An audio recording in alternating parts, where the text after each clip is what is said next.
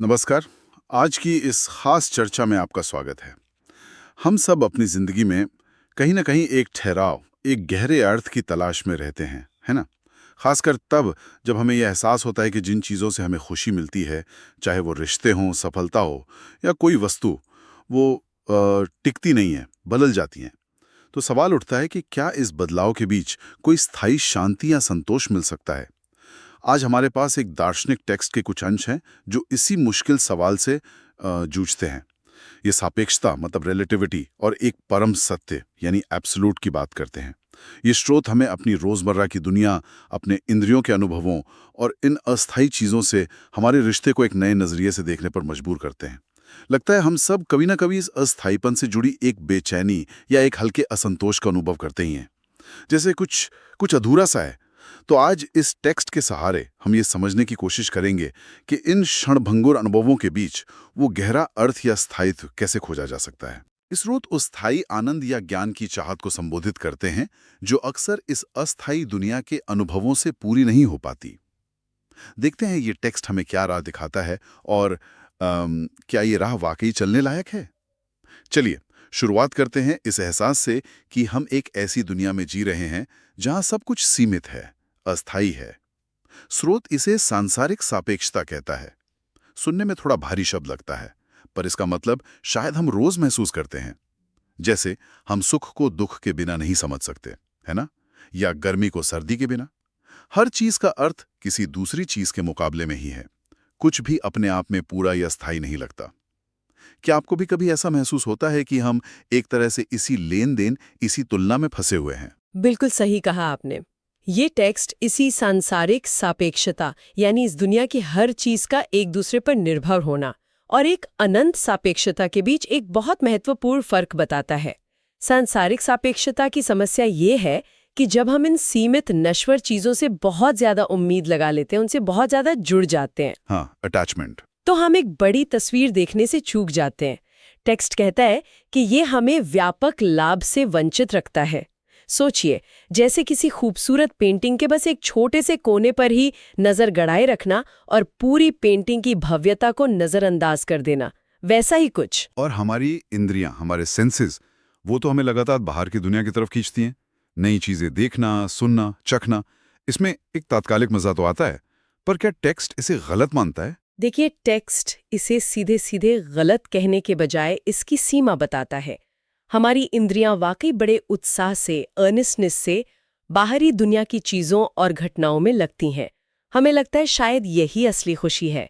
लेकिन जैसा कि टेक्स्ट साफ कहता है, इनसे मिलने वाली संतुष्टि, वो ग्रेटिफिकेशन, पूरी तरह अस्थायी होती है, टेम्पररी। टिकती नहीं है। बिल्कुल नहीं टिकती। और इसमें एक और गहरा पहलू है। सिर्फ अनुभव की वस्तु ही अस्थायी नहीं है, बल्कि अनुभव करने वाला, इंजॉयर, यानी हम खुद भी समय के साथ बदल रहे हैं, ट्रांसफॉर्मेबल हैं। यहाँ एक क्षणिक सुख और उसके ठीक बाद उभरने वाले खालीपन का गहरा एहसास छुपा है। ये एक अंतहीन दौड़ जैसा लगता है। हम सुख की तलाश में भागते हैं, वो मिलता है, पर पानी की तरह हाथों से फिसल जाता है और फिर तलाश नए सिरे से शुरू। ये चक्र थका देने वाला हो सकता है, एक निराशा का भाव पैदा कर सकता है।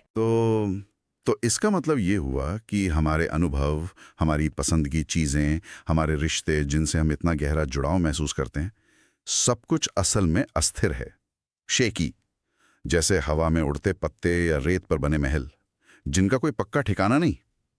ये सोचकर तो थोड़ी घबराहट सी होती है। स्रोत बिल्कुल यही कहता है। हम लगातार अस्थिर, गैर परम चीजों से ही व्यवहार कर रहे हैं, शेकी, नॉन एब्सोल्यूट थिंग्स। और इसी अस्थिरता, इसी बदलते स्वभाव के कारण हमारे सारे प्रयास, सारी मेहनत अक्सर अधूरी रह जाती है या अंततः असंतोषजनक साबित होती है। अनडिजायरेबिलिटी ऑफ टेम्पररी फ्रूटिव एक्ट्स। हाँ, बिल्कुल। हम कितनी भी कोशिश कर लें, इन अस्थायी चीजों से स्थायी, गहरी संतुष्टि पाना लगभग नामुमकिन है। टेक्स्ट इसे बहुत स्पष्ट रूप से अस्थायी फलदायक कर्मों की अवांछनीयता कहता है। मतलब सीधे शब्दों में कहें तो ऐसे काम जिनका नतीजा टिकता नहीं, वे आखिर में हमें संतुष्ट नहीं कर पाते, एक खालीपन छोड़ जाते हैं। और ये खालीपन सिर्फ एक विचार नहीं है, ये एक महसूस करने वाली चीज है। एक तरह की थकान, एक निराशा, या शायद अंदर ही अंदर ये सवाल कि क्या बस यही है? अच्छा, अगर इन अस्थायी चीजों से जुड़ना हमें भटकाता है, हमें इस असंतोष और खालीपन के चक्र में फंसाए रखता है, तो फिर इसका हल क्या है? क्या हमें पूरी तरह से दुनिया से कट जाना चाहिए? टेक्स्ट में एक शब्द आता है असहयोग, नॉन कोऑपरेशन। क्या इसका मतलब यही है कि हम दुनिया से अपनी इंद्रियों के अनुभवों से पूरी तरह मुंह मोड़ लें? ये तो बहुत कठिन लगता है और शायद अव्यवहारिक भी। चलिए इस विचार को थोड़ा और खोलते हैं। यहीं पर टेक्स्ट एक बहुत दिलचस्प मोड़ लेता है।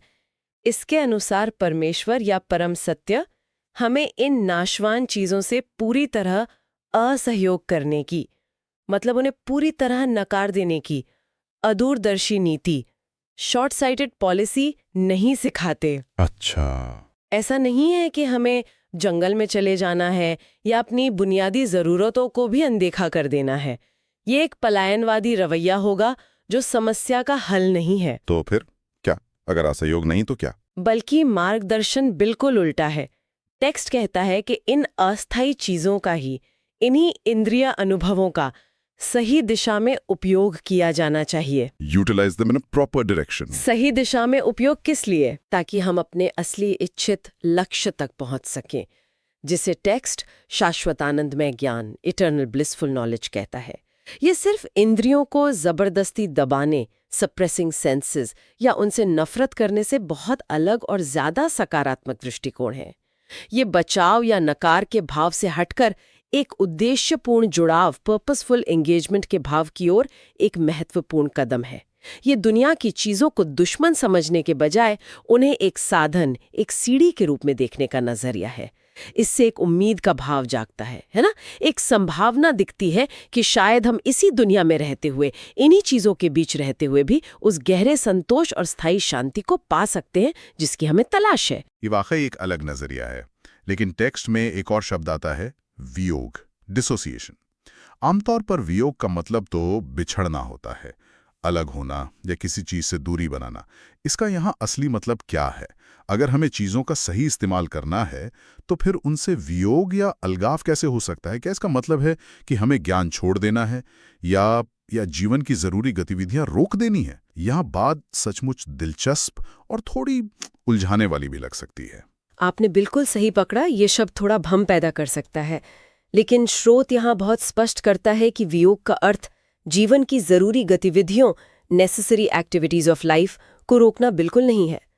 ऐसा नहीं है कि हमें खाना पीना, काम करना या रिश्ते निभाना छोड़ देना है, बल्कि ये उस समझ से, उस नजरिए से वियोग या मुक्त होना है जो केवल अस्थायी दुनिया तक ही सीमित है। या उस ज्ञान की सापेक्षता, रिलेटिविटी ऑफ नॉलेज से मुक्त होना है जो मानता है कि चीजें बस उतनी ही हैं जितनी वे दिखती हैं, यानी क्षणिक और भौतिक।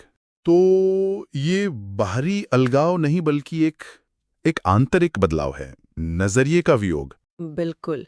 इसका मतलब है कि हम जिन भी जरूरी चीजों का इस्तेमाल करते हैं उन्हें परम सत्य, एब्सोल्यूट की ओर ले जाने वाली सामग्री, इंग्रेडिएंट्स के रूप में देखें और इस्तेमाल करें। उन्हें सिर्फ अपनी इंद्रियों को क्षणिक सुख देने या भोग करने की गलत दिशा में निर्देशित मनोदशा, मिसडायरेक्टेड एंजॉयिंग मूड के साथ इस्तेमाल ना करें। ये मनोदशा का हमारी आंतरिक वृत्ति का एक गहरा परिवर्तन है। हम चीजों का इस्तेमाल तो अब भी करेंगे, शायद पहले से ज्यादा कुशलता से, लेकिन उनका उद्देश्य बदल जाएगा। ये उस भावना से मुक्ति है जहां हर चीज सिर्फ मेरे क्षणिक सुख के लिए है, और उस भावना की ओर बढ़ना है जहां हर चीज एक बड़े स्थायी उद्देश्य से जुड़ी है।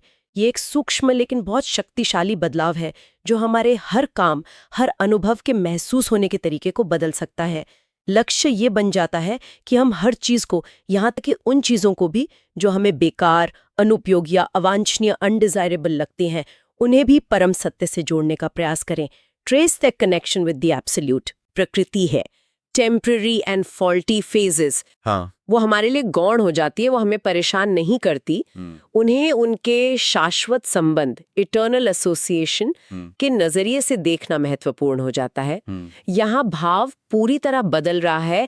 अस्थायी चीजों के भोग, एंजॉयमेंट फॉर सेल्फ से हटकर उन्हें शाश्वत से जोड़ने या सेवा, service in relation to the absolute के भाव की ओर। और टेक्स्ट के अनुसार यही सेवा का भाव है जो वास्तविक और स्थायी आनंद ब्लिस की ओर ले जाता है, न कि क्षणिक भोग। ये ऐसा है जैसे किसी साधारण धागे को किसी बेशकीमती हार में पिरो दिया जाए तो उसका महत्व बढ़ जाता है। इसी तरह अस्थायी चीजें भी जब परम सत्य से जुड़ती हैं तो उनका अर्थ और हमारा उनके प्रति अनुभव बदल जाता है।